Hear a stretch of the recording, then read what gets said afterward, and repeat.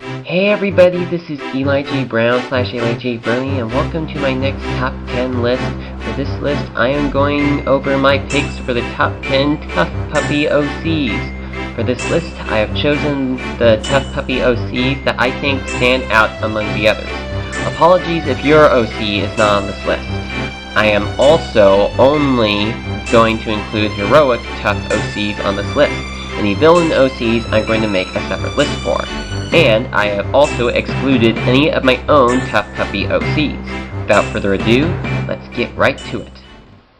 Number 10. Sean Connery Catwell from TUFFAgentShepherd. Sean is Kitty Catwell's dad who, in both TAS's series, Team Catwell, and in my own series, Tuff Agents, he was the original leader of Team Catwell, which consisted of himself, a cobra named King D'Souza, a seagull named Steven Seagull, and a rat named Gravinius Snaptrap, who would eventually become a villain.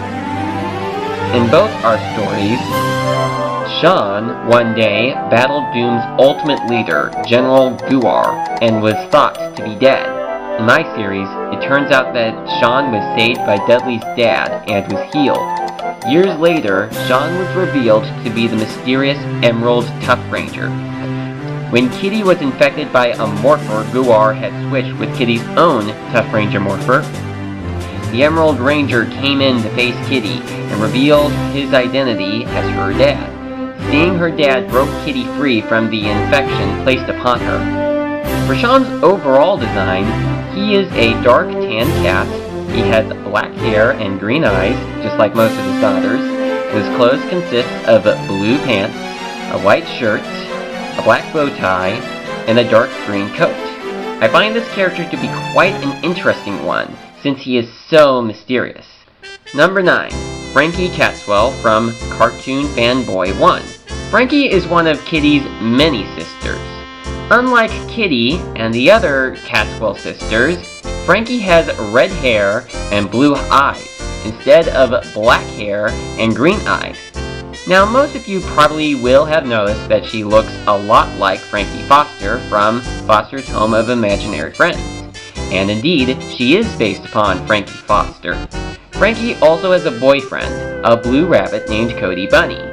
Frankie not only works as a Tuff agent along with her sisters, but she also has a job working at the orphanage, and she also is a babysitter sometimes. One time, she even babysat for her nephew, Andy Catwell, a character I will give more detail about later on this list.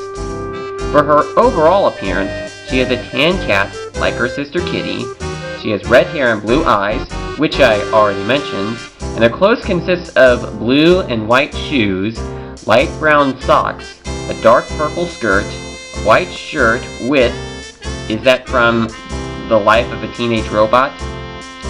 I'm not really sure, I never saw that show. And a green coat, like her dad, Sean Catwell. Overall, very beautiful character. Number 8. Ellison Retriever from TUFFAgentShepherd. Ellison is a female golden retriever who was born to a very rich family. Now, her mother died when she was little, so she just lives with her father. She also happened to be friends with Dudley when they were kids, and she even had a crush on him, but he didn't have feelings back for her. Ellison also happens to be a pretty good singer, too. She is a member of Team Catwell in TAS's Team Catwell series, and also in my own fanfiction. She is a computer expert and is able to hack into the computers of her enemies. She also has an older brother named Donovan Retriever, working as a villain for Doom. Ellison also is a member of the belly dancing tribe, the Quetzalcoatl sisters, and goes by the name Aliyah. Now, for her overall appearance, her fur is yellow, since she is a golden retriever. She has blonde hair and blue eyes. And for her clothes, she wears sandals, blue jeans, a red and black striped shirt, and a brown hat. She is quite a lovely character, isn't she? Number 7 on the list is Whitney Squirrel from CaseyDecker. Now, Whitney was originally not part of the TUFF Puppy universe, but one day, CaseyDecker decided to draw a picture of what Whitney would look like in TUFF Puppy form. And because he liked her design so much, he decided to make her a part of the TUFF Puppy universe. But this is focusing on her TUFF Puppy version. Whitney was born in Japan and she has incredible ninja skills. She leads her own team of agents called Team Shinobi. Sometimes, she and her team work along with Dudley and Kitty to fight bad guys. Whitney also happens to have an evil twin named Whitney Squirrel, who had been a bad seed since they were kids. Whitney is the exact opposite of Whitney, and she looks different from her too.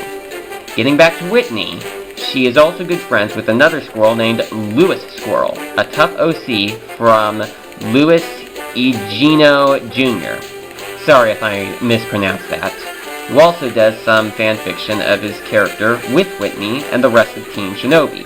For Whitney's overall design, she is a white squirrel with black hair and brown eyes, and for what she wears, well, she wears different things.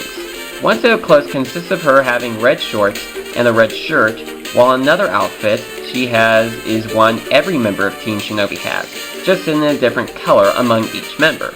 And Whitney is also part of the Quintatful Sisters too, so she has this outfit. As for what her name is, she is called Whitham. I believe that is how it is pronounced. That last part actually wasn't in the script that I wrote, but I just added it in because I felt like it was important. Number 6 is Hyah Bunny, another tough OC from CaseyDecker. By the way, correct me if I'm pronouncing her name wrong. Hyah is Whitney's best friend from childhood.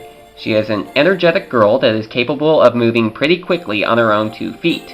Like Whitney, she also has great ninja skill. Hyah also can be on the sarcastic side a lot of times, but she is overall a good person, or a rabbit, or whatever. Gee, it's kind of hard to say person or people when I'm talking about anthros. Now, according to CaseyDecker, he based Hyah off of Raphael from Teenage Mutant Ninja Turtles. Now, a number of you who have followed me on DeviantArt also may know that in my fanfiction, my character Eli the Hedgehog has a crush on Hyah. Casey even did this picture of him with her. Pretty nice, eh? For her overall design, she is a rabbit with tan fur. Same kind of tan as Kitty's. She has black hair and has pink eyes. Her usual outfit is the Team Shinobi outfit. In her case, it's blue. And she always has her ears like a ponytail. That is quite interesting. Hyah has also been known to be a part-time member, not a full-time member, of the Quintatful Sisters. And she also is part of a cheer bunny squad.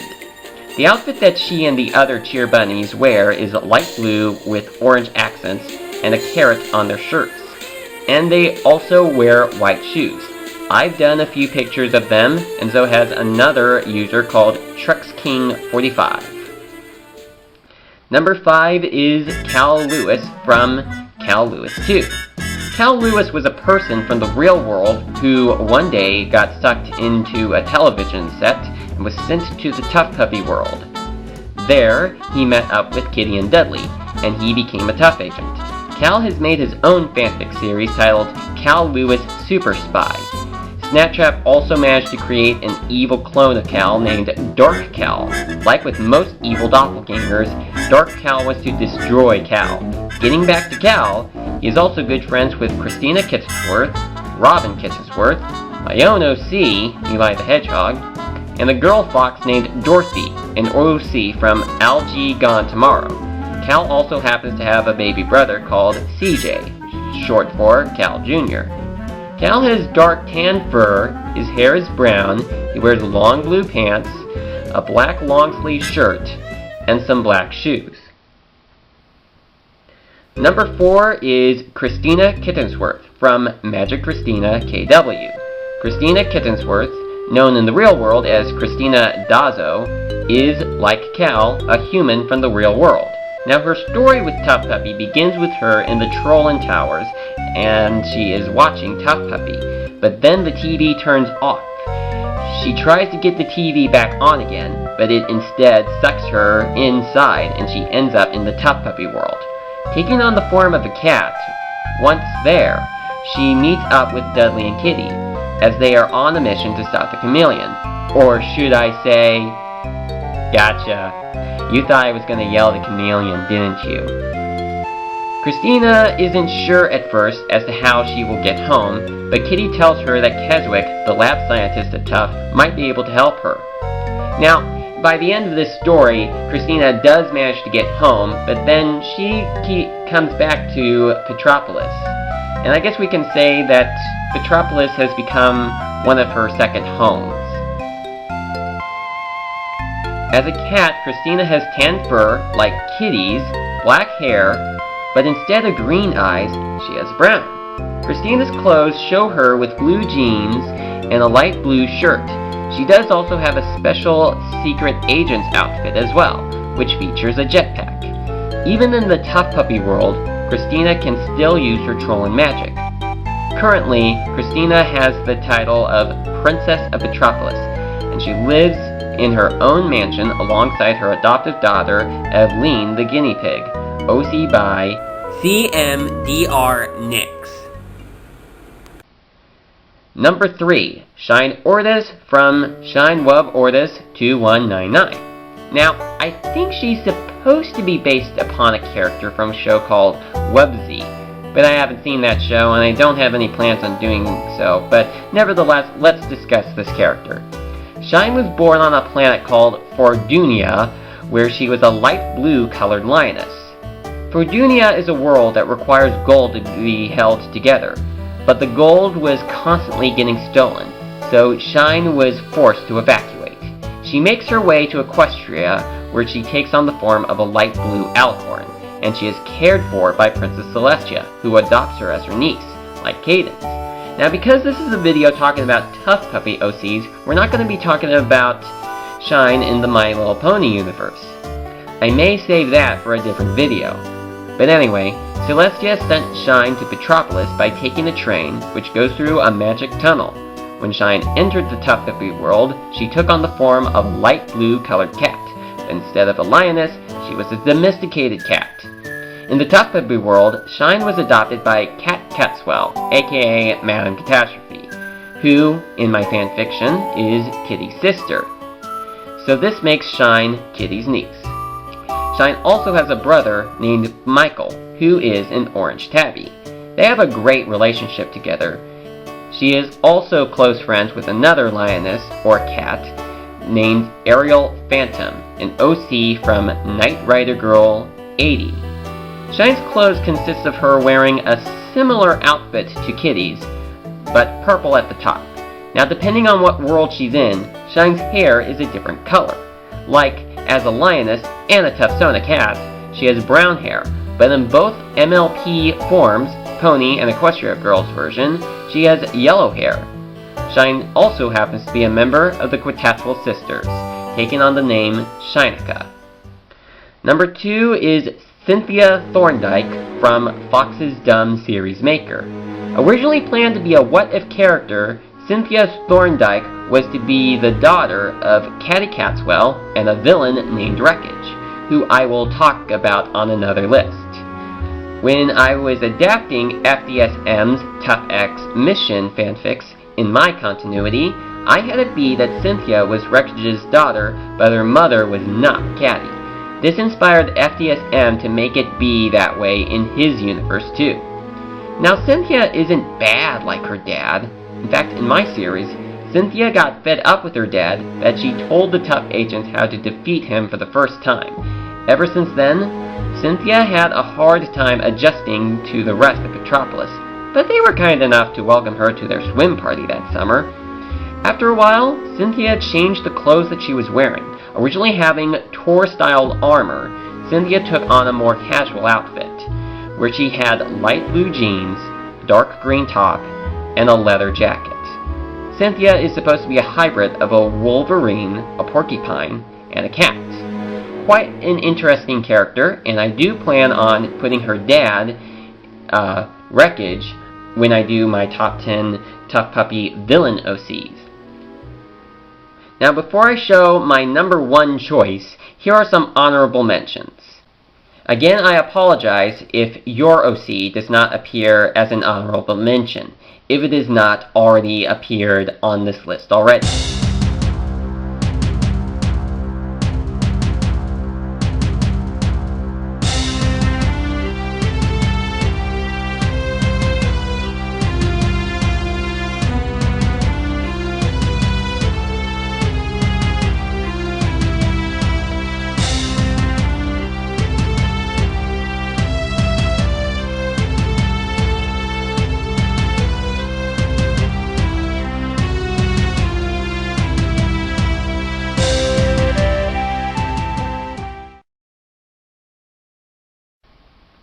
Now it's time for the number 1 pick, and that would be Andy Catswell from Metro XLR 99. Didn't expect a character like this to take the number 1 spot, did you? Now, TUFF Puppy never had any human characters appear on the show. Does that mean that humans don't exist in this universe? Not necessarily. Humans are animals too. Anyway, Andy Catswell, originally last named Maxwell, was the son of a human couple, Dawn and Barbara Maxwell, but they got killed by an ambush set off by Doom.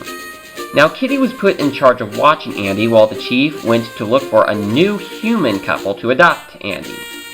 It can seem like meeting Dudley all over again, but like with Dudley, Kitty got used to Andy. When the day came that a new human couple was found, Kitty was sad to see him go. But that human couple turned out to be some secret agents working for another villain. As soon as Tuff found out, Kitty went to rescue Andy. During the battle, Andy got hit on the head and had to be taken to the hospital. Now, when Kitty was looking after Andy, the villains were after him because he had the secrets of his parents' government secrets. Fortunately, when Andy woke up at the hospital, he still had all of his memory, except for the government secrets one. Andy asked Kitty if she would be his new mother, and she agreed to it. Andy also asked if Dudley could be his dad, and Kitty told him that she would think about it. Now, as of the time of the recording of this video, this is as far as Metro XLR 99 has gotten in his story so far. He did tell me that his plans for upcoming chapters, and I even asked if I could make some drafts for them. Who knows, maybe by the time you're watching this, the next chapter of his story might already be out. Anyway, he did tell me about a development to Dudley and Kitty's relationship, which evolves around Andy. Now please take note that this next thing I am going to talk about was his idea. While Andy wished that Dudley would be his dad, there was another man Kitty was interested in getting married to. And yes, you guessed it, it's Eric, the water cooler delivery guy at TUFF. Now, if you may recall from the episode Till Doom Us Part, Eric said something about him and Kitty moving to his own country of Italy, where he also mentioned that he was really rich, which Kitty had to reject due to her and Dudley's fake wedding to catch the bad guys. Metro XLR 99 told me that his plan is for Kitty to let Andy spend the day with Eric to see how good of a father he could be to Andy. When Kitty comes back to pick Andy up, he is gone and Eric's house is all wrecked up, with him claiming that some ninja pirates came in and kidnapped Andy. But then a delivery truck comes by with a package that Eric tried to mail away, but the address could not be read. Kitty then heard a voice from inside the box. She opened it, and it turned out to be Andy. Apparently, Eric was trying to get rid of him, but he was lucky that the address could not be read. Now, it was my idea, however, that after this event, Eric was permanently banned from TUFF and was replaced by his brother Derek. After this had happened, Kitty continued to think about her alternative idea for Andy's new father, this being Dudley. Some of you probably noticed that Andy looks a lot like Timmy Turner from The Fairly Odd Parents. This is because when Metro originally invented Andy, he did indeed base Andy's design off of Timmy, but still had a few differences. Now, Andy's overall appearance changed between 2011 and 2015. Originally, Andy wore a purple shirt. Now he wears a blue one. I haven't seen many human TUFF Puppy OCs, but Andy is a very special one, so he takes the number 1 spot on the list. Well, that's it for now. I hope you enjoyed this, and I'll soon do a top 10 villains OC list. I don't know how soon I'll do it, but sometime soon.